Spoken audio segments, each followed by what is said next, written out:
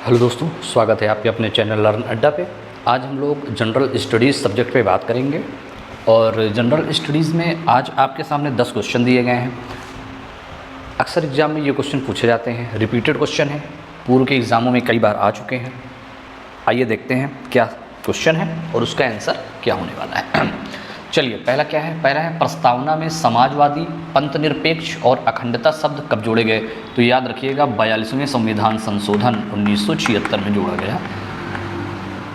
इसको याद करने की ट्रिक आप याद कर सकते हैं, सपा, समाजवादी, पंथनिरपेक्ष, अखंडता। तो किस संविधान संशोधन के तहत जोड़े गए? 42वें संविधान संशोधन 1976। अष्टदिग्गज जो मंत्रियों का एक समूह होता है, उन्हें कई नामों से पुकार सकते हैं, नवरत्न कह सकते हैं। 8 मंत्रियों का है तो अष्टदिग्गज और अष्टप्रधान। तो अष्टदिग्गज किस राजा के समय मंत्रियों का एक समूह था? तो याद रखिएगा कृष्णदेव राय, कृष्णदेव राय।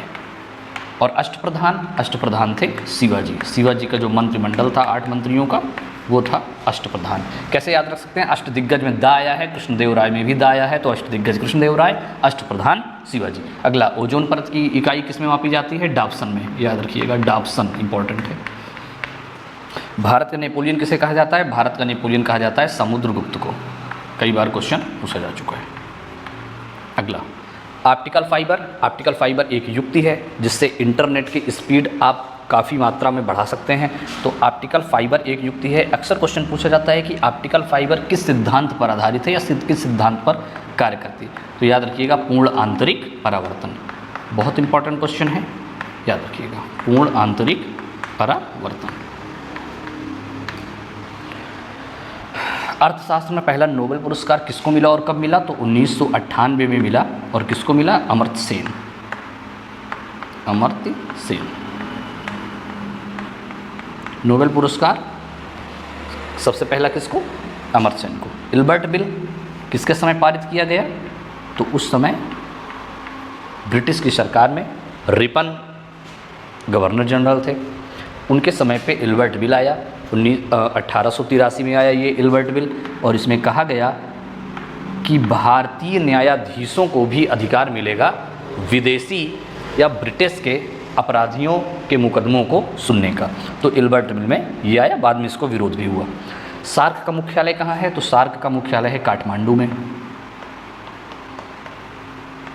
कौन सी नदी कर्क रेखा को 2 बार काटती है? तो माही नदी कर्क रेखा को 2 बार काटती है। लिम्पोपो नदी मकर रेखा को 2 बार काटती है। अनुच्छेद 248 में क्या है? इसमें यह कहा गया है कि जो अवशिष्ट शक्तियाँ होंगी वो केंद्र के पास होंगी। अवशिष्ट शक्तियाँ किसके पास? केंद्र के पास। मतलब ऐसा सब्जेक्ट, ऐसा विषय जो ना तो संघ सूची का है, ना तो समवर्ती सूची का है, ना तो राज्य सूची का है, तो ऐसे सब्जेक्ट पे कानून बनाने का अधिकार किसको होगा? केंद्र सरकार के पास होगा। तो अवशिष्ट शक्तियाँ किसके पास रहेंगी? केंद्र के पास। ऐसा कहा गया है अनुच्छेद 248 में। तो ये कुछ जनरल स्टडीज़ से रिलेटेड ऐसे क्वेश्चन थे जो रेगुलर एग्ज़ाम में पूछे जाते हैं। उम्मीद है आपको मदद करेगा ये वीडियो।